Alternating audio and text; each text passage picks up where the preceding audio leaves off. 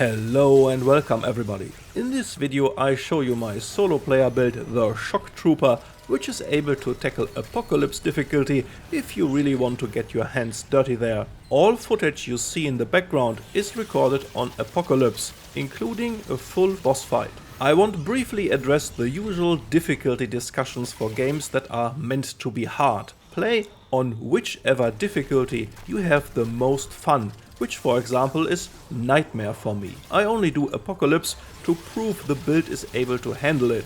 Remnant 2 is a game meant to be enjoyed, not some life challenge you need to overcome. And any build that works for you is still a build, no matter which difficulty you can beat with it. This setup gives you the maximum of 80% damage reduction, at which the game caps out. That means you do have some room for mistakes on Apocalypse, but you are not able to simply face tank anything. Far from that. On this difficulty, mobs have 275% increased health and bosses 412%. And standard enemies have 450% increased damage, while boss damage is bumped up by 405%. Now let's dive into a short overview how the build works. You usually fight enemies within 12 to 10 meters range with your Enigma handgun, one of the best guns in the game right now. You can find all wiki links for every piece of equipment in the video description. I will focus on how the build works, rather than explaining in length where to find everything. We also use the Nightfall rifle, simply to abuse the weapon mod as often as possible.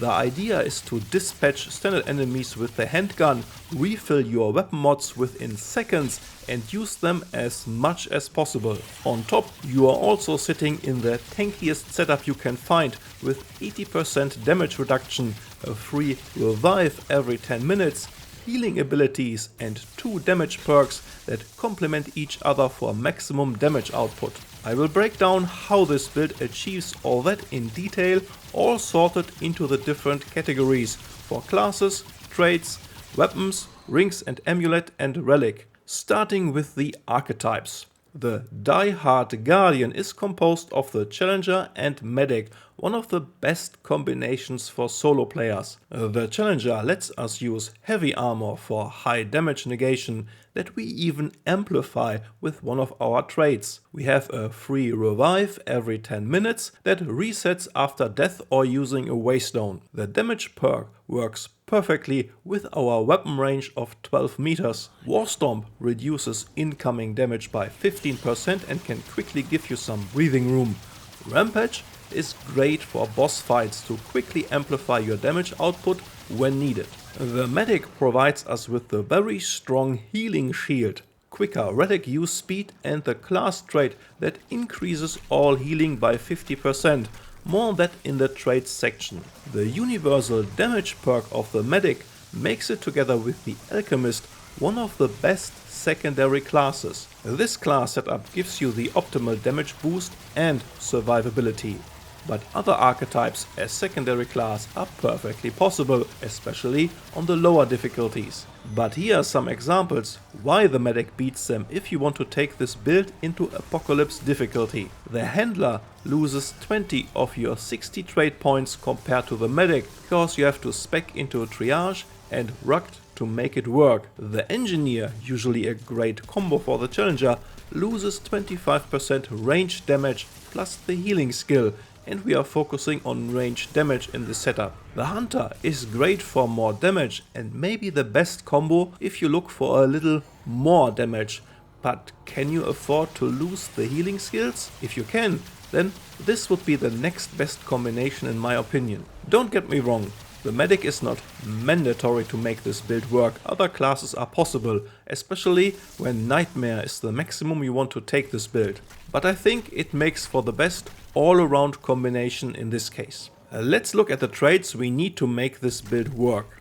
The combination of Strong Back and Fortify gives us 65% base damage reduction from armor. You have to level the Engineer to level 10 for Fortify to become available. Triage with the 50% healing bonus is maybe the most overlooked trait for builds with high survivability. You get 50% more healing from your relic, from your lifesteal trait that we also use, from consumables, from your healing skills, and from any healing ticks provided by items or otherwise. I think maxing out Vigor, Barkskin and Expertise is self-explanatory. Spirit is one of the reasons why we can refill our mod power so fast. Mandatory for this build to use Nightfall's Dreadwalker and the Enigma Gun's Chaos Driver as often as possible. As you can see, I put some points into Amplitude to see if this buffs the range of the Enigma Gun's lightning jumps, but it does not. So forget the points here and put them into Endurance. The game caps your damage reduction at 80% and this trait and armor setup gives you nearly 75%. But we are also using a ring with some more reduction, as you will see later. So you could take 1 or 2 points out of Fortify and place them somewhere else. Next we have the incredible weapon combination for this build. Main weapon is your Enigma handgun. Maybe one of the best, if not the best handgun right now in the game. You can get it even very early once you reach the labyrinth. While the gun has only 12 meter range, the rods from the mod have pinpoint accuracy and a ridiculous range. Use them to pepper far away enemies, most will die before they reach you.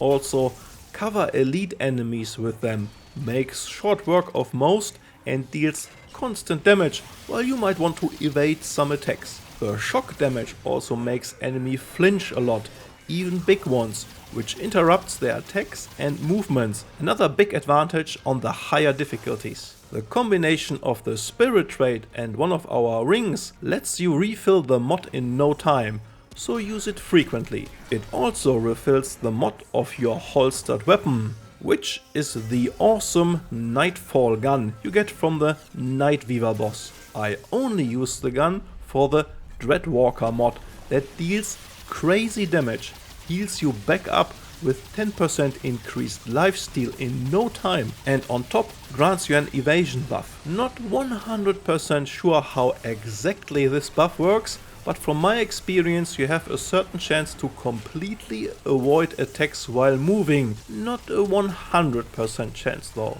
The gun also has a positive stagger modifier, means in full auto during Dreadwalker you will stagger all but unstoppable labeled aberrations and bosses. But most big elite enemies you can simply lock down and constantly stagger. Dreadwalker is a solo player's wet dream packed into one weapon mod that we can use nearly on demand whenever we want in this build. It is just pure, unadulterated fun to use this over and over. For rings and the amulet I use the following. Ankh of Power for 15% increased total damage. Now there are other options here, like the more situational Chains of Amplification for example. Overload is always applied with the Enigma gun and stays on targets for a few seconds, so switching to Nightfall and activating Dreadwalker will usually be able to take some advantage of the amulet. But the Ankh of Power would give you a more reliable damage buff that also affects skills, mod damage and damage to targets beyond the challenger's damage perk for a minor 5% less damage than the more situational Chains of Amplification. A mandatory ring for this build is the Stone of Malevolence, which grants 15% additional mod power from elemental damage. This is the reason why our weapon mods will refill within seconds, especially when fighting more than one enemy. Once you get used of being able to use your weapon mods whenever you want, it will be hard to let go of that. Stone of Balance will, like the Ankh of Power, buff all your damage by 7%. I chose this over other options for the same reasons I took the Ankh of Power. In the next slot I have Hardened Coil, because the damage reduction kicks in early and lets you reach the 80% cap fast. As mentioned before, you can balance your armor and fortify trait to reach exactly that mark if you want and free 1 or 2 points from the fortify trait. In the last slot I go with the Grounding Stone for an additional 10% shock damage. Mostly you will use the Enigma gun, especially when traversing the open world, so I want to buff that damage by another 10%. But another great option would be Zoe's Ring for 15% increased mod duration. That would affect both of your weapon mods and adds, for example, 1.5 seconds to the Dreadwalker ability. But if you take away one of the other damage rings, you don't really gain anything. So I would switch out the hardened coil for Zoe's Ring. It is up to you. A little more damage reduction or a little bit more damage. At the end of the day, the decision will not make or break the overall build. As Relic, I prefer the Resonating Heart, because combined with the Medic's Triage trait, it will usually overheal and add this to your total health for 20 seconds. In the 3 Relic slots, you can use whatever suits your playstyle and setup best. I prefer some additional 3% health, another 6% armor effectiveness and 2% increased range damage. Those are the best variants I have available right now, but I feel those choices are not crucial and should complement your individual preferences best. The armor set I'm using here is the Leto Mark II set with the Engineer helmet. This gives us maximum protection before reaching the heavy penalty and disabling the dodge roll. So there you have it, my first build that is able to tackle Apocalypse difficulty, if that is important for you. The weapon combo and mod power generation are core elements for this build, and I'm sure people will come up with a lot of crazy combinations. This game is any build enthusiast's biggest dream come true. Leave a comment if you have any improvements for this build or if you enjoyed testing it. Follow the channel for more upcoming Remnant 2 content with a focus on solo player support. For now, this is all about Remnant 2. Take good care of yourself and enjoy your gaming sessions.